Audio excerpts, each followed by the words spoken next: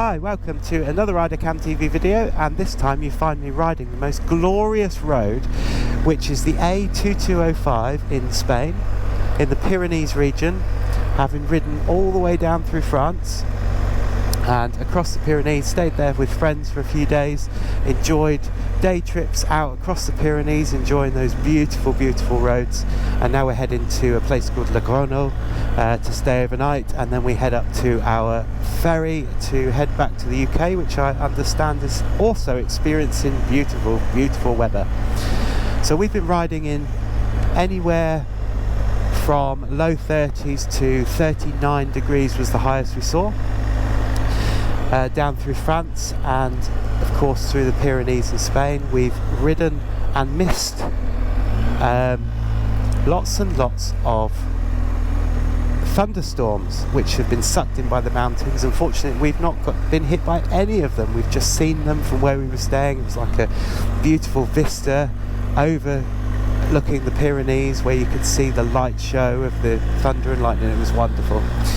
Anyway, what I thought I'd talk to you about today is driving standards in terms of speeds in different countries. So France, as most bikers will know, recently in the last few years changed all of the 90k roads down to 80. So there was an outcry by all of the yellow jackets and all of that sort of stuff. The community fought back and said, you know, why have you got these 80k speed limits? They're far too slow, they're no good, they're just dangerous. Now, apparently, they reduced those speeds to 80k because it was a bit of an experiment to see if it would reduce the amount of road deaths and accidents that happened on the French roads. But seemingly, there's evidence to say that it hasn't affected anything one bit, and lots of regions in France are now reverting back to 90k. So the one thing to be said with that is brilliant. They're going to go back to 90k. Fantastic, because 80k, although it's good for fuel consumption, it's not great for getting anywhere very quick, and it kind of, for bikers, takes some of the enjoyment out of the riding we're doing, doesn't it? However, they haven't all put it back to 90k yet, and they're doing it slowly, and they seem to be arguing between themselves as to whether they're going to do it or whether they're not going to do it. So we have been religiously riding to the speed limits that have got the speed signs, and I've got to say the Garmin XT has been performing magnanimously, where it has almost always got the right speed limit as indicated by the signs. Now, so for me, the two places that I love riding, Spain and France. Do I like riding in France more than I like riding in Spain? The answer is 100% no. France is a lovely country with lovely sights, lovely people, lovely roads, lovely experiences. One thing that I hate about France is their constant change in speed limits. Now, I know that in France, their speed limit in Spain, their speed limits do change quite a bit. You get a 90k as a national road, then you get a 70, which leads you into a town with a 50, and then you've got flashing traffic lights above you, amber lights, and if you're doing the speed limit, that's got a sensor on there and it'll let you go through. If you're speeding, it will go to red and make you stop your bike or your car and wait, which I think is really good. They don't have that in France.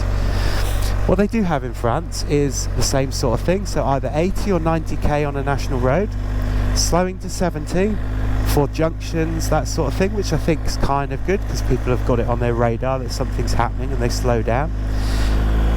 Then it goes down to 50 in a town, and very often it's not marked on the way out of the town what the speed limit is, so it usually goes back to 70 before it's then posted to 90 or 80 or 90 again to the national limit.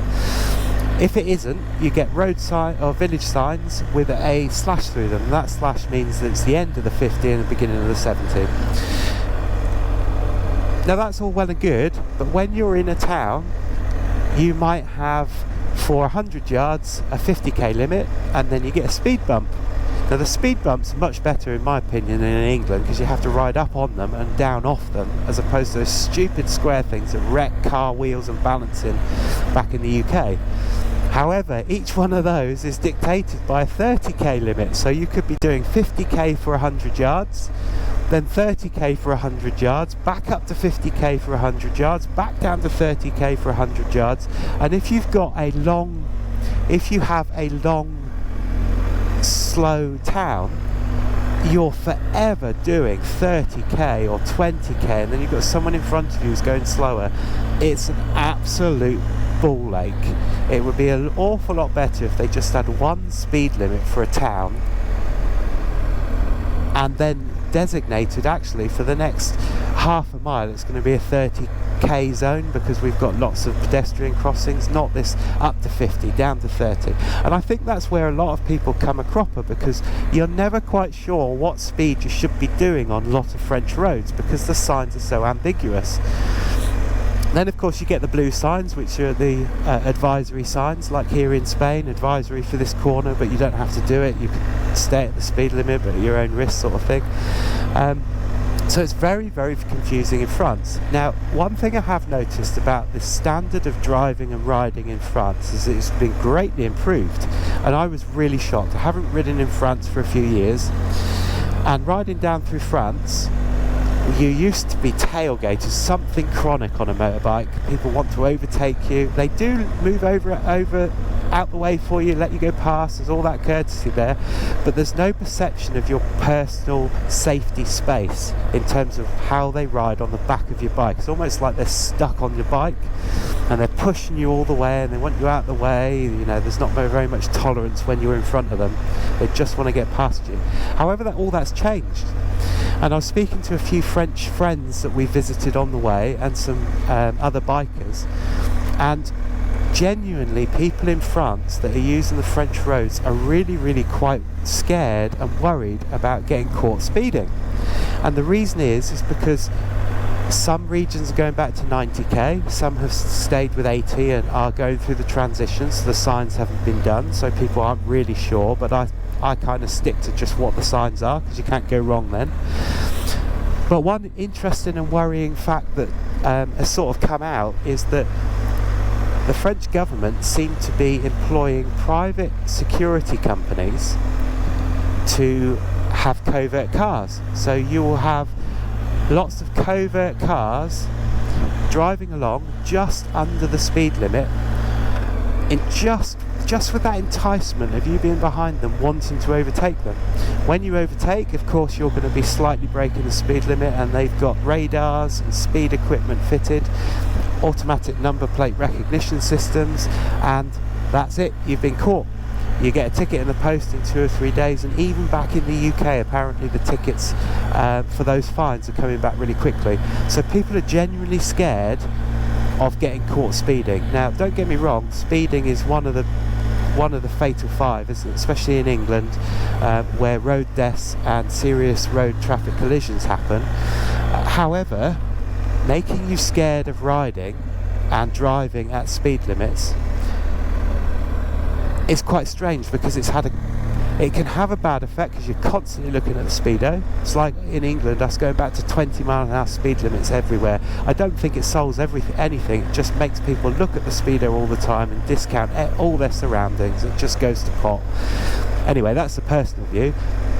But because people are so scared and worried about being caught for speeding, they are all driving really respectfully, and the entirety of France, we rode from Roscoff down to the Bielsa tunnel on the Pyrenees, and not once, and I kid you not once were we rudely overtaken, were we hounded by a car or vehicle from behind, not even on the dual carriageways. We did a few of those, didn't do any péage, but the D roads, really respectful. People were keeping their distance behind you as a biker, distance behind themselves as cars. They weren't overtaken and pulling out in front of you. So in that respect, it's had one of the most effective responses from the general population in terms of roads and their road driving standards, I would guess, and the way that they drive, certainly from a biker's perspective, I was so pleased and so surprised that they were behaving in such a thoughtful way. But the thoughtful way is because they don't want to get caught. So that's just my ramblings about speed. He's waving me by, but I can't see anything. Oh, let's go. He's a nice man. I was quite happy to just follow him while I'm talking. But that's my ramblings on speed limits in Spain, and France. Now, I say that's my ramblings. I've just rambled on about France. Now, Spain. No sooner were we through the Bielsa tunnel and heading down on a 90k road, it was almost like, we're back to normal. We know what speed limit we're in, we know what speed we should be doing, it's clearly signposted. And then we had the typical Spanish driver that overtook me just as I was about to overtake a car, because they were we were all coming out for two cyclists that were on the road, nearly took me out. Luckily I had the foresight to look before I indicated, so, you know, he was really close to me, overtook myself, my mate Jeremy, two cars in front, squeezed himself behind the bicycles, and then proceeded to overtake in front of a 44-ton articulated lorry, which caused another vehicle to swerve onto the wrong side of the road and the lorry to almost come to a braking halt. You could almost see the screech marks or the dust coming off his brakes with him having to stop. We all had to slow down and he just merrily salted along. So, you know, it's much of a muchness. Spanish drivers, very on the back of your bike. I don't think there's a disrespect for bikes. They very often pull over and move out your way so you can get past them, but they don't seem to have that respect for they're driving a 2-ton vehicle, and they could quite easily take you out very easily if you had to stop or if they had to stop really quickly. But you know, that's the price you pay for riding in a beautiful place like this.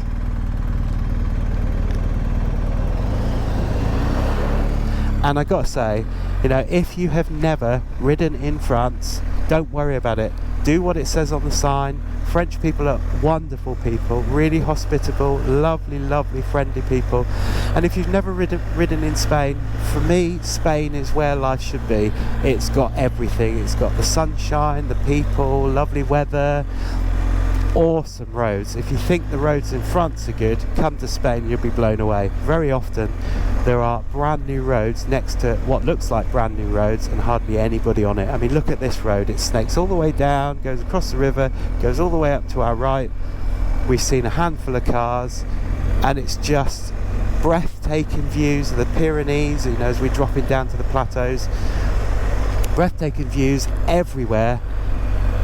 And the Spanish people are really lovely. If you don't speak Spanish but only know a few words, they will really help you. The fact that you're taking an effort or making an effort to say hello, can I have this, how much is it, what's the bill, you know, all the basic bits of Spanish.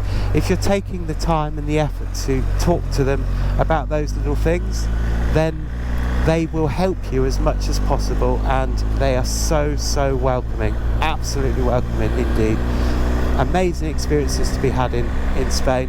But that's my ramblings about speed limits in France and Spain, and how surprised I was at the difference of riding in Spain pre-pandemia or pandemic, and what those speed limits have made me kind of feel, because we've watched everything. And just a fun fact, I managed to get 65.6 miles to the gallon at this 1250 GSA on the entirety of the trip down through France, and all of the little trips that we've done up over the Pyrenees, and you know, wherever we've been hacking about with our bikes, enjoying ourselves. Now that's not bad going, is it, for a 1254cc bike that's really quite heavy and really performs so well, and I'm really enjoying this bike. So if you've enjoyed my ramblings and enjoyed the scenery as much as I have, unfortunately they haven't got smell-o-vision and experience-o-vision yet, because you would love this road. So just for those people that want to ride it, it's the A2205 from a place called Arcusa, and we're going to drop down onto, I know another road that sounds no sense at all, but we're going to drop down and head to Logrono. But have a look on the map, A2205, awesome road, awesome views, and there's several places, just incidentally, where you can stop and look at natural, I'm not sure whether they're eagles, but they're massive birds. It tells you all about it on the signs, and they've got a natural habitat here. When they're migrating, they migrate to here from, I think, Africa, and then they migrate somewhere else after, but they're breathtaking to see. There's viewing enclosures and all sorts of stuff that you can go and have a look at, and not to mention, if you're a biker, you can come and enjoy these awesome roads. So I'm going to leave you there. I'm going to enjoy the rest of the squiggles that you can see on my sat nav, so that I don't have to quite take them so slow, because I'm concentrating on talking and riding at the same time. And we will see you hopefully in the next video.